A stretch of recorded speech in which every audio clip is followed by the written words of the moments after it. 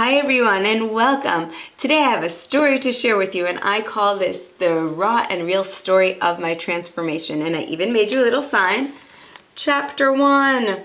So where to begin?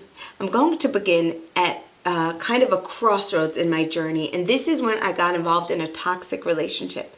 Now, if you've ever gotten involved in one of those, they are great learning experiences because when you enter in, you're just not aware of what the dynamic you're about to enter into.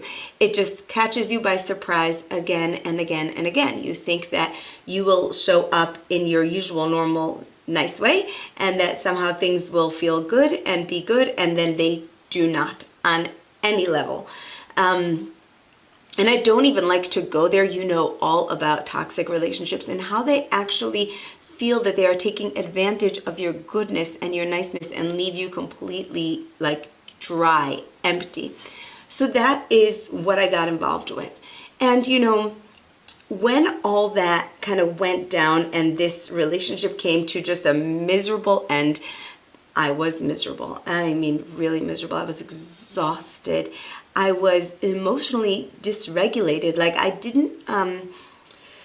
hadn't seen myself in this light before, you know? I had seen myself as strong and whole and giving, and this was really my very first time coming face to face with some of my own patterns. And what I saw was really fascinating. I got to see that it wasn't just about this one toxic dynamic that I was in that was really like at a level, 10 or whatever of awful, but actually it was part of my own pattern of behavior for years of not really protecting my boundaries. And we're going to talk about that in other chapters, protecting my boundaries, not really valuing myself, right? So this was an amazing awareness for me because in my misery, my entire focus was on the other person and on feeling like a victim and really feeling like a squashed bug and in complete confusion about who am I? How did this happen? Right? But then these words came to me and I don't even remember how. And the words were, every experience is a healing opportunity. And by the grace of God and some really good and wonderful mentorship, I started to understand that God did me a favor.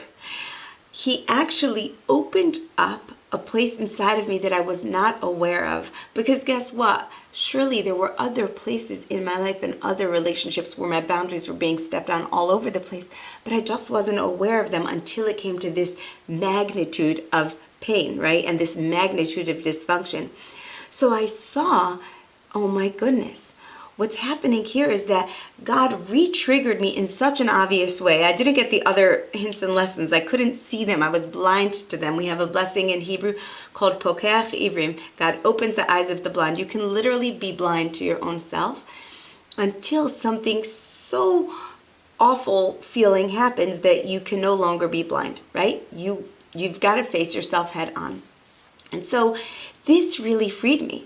This was amazing because I was battling all these feelings of victimhood and feeling like my energy, my vitality was just gone, literally gone. But on the outside, I was showing up really well. I was showing up, I was smiling, I was leading. All the while on the inside, I was, like I said, I was gone. I was a goner. So, fascinating openings started happening to me as I battled through my recovery.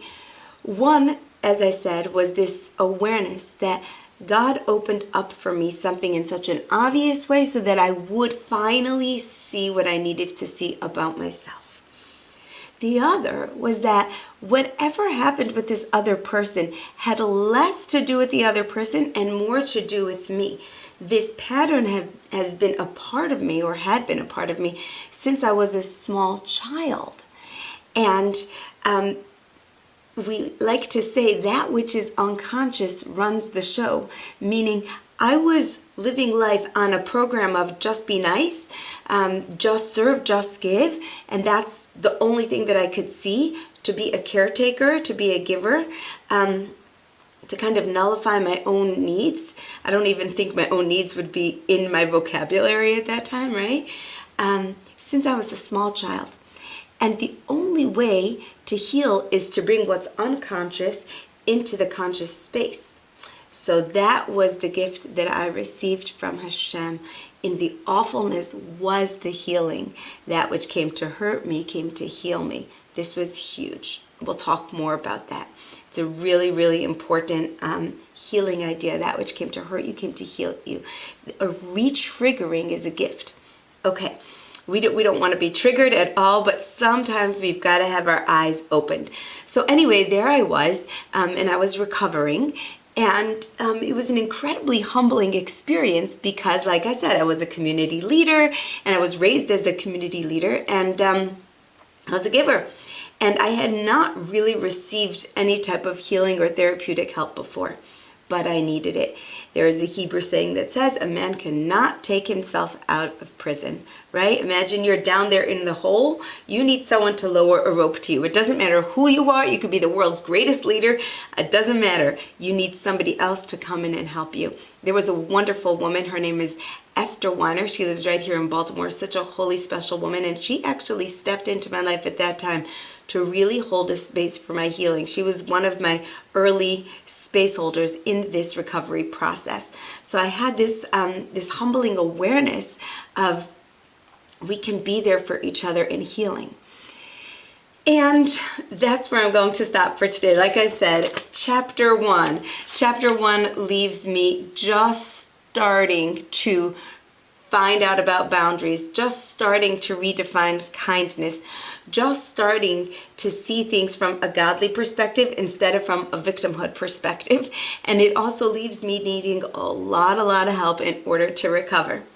So I leave you over here. We're going to head into chapter 2, and I'm choosing to share this story, even though it's not my favorite thing to share my personal stories, to be honest, but I leave you with this story because I do believe on some level we're all in this together. Like our journeys help each other, and we are not so different one from the next.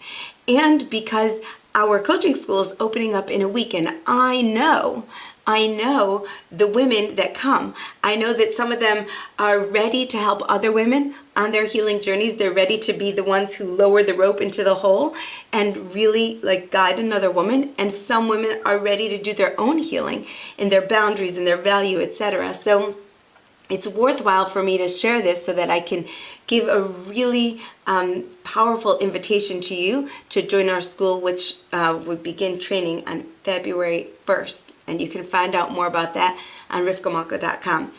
In the meantime, that's our cliffhanger for today.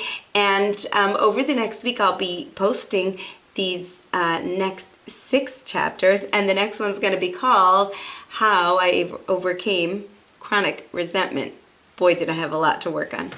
Thanks for listening and have an awesome day. If you want to go on your own healing journey, come on over to rivkamalka.com and let's do this thing together.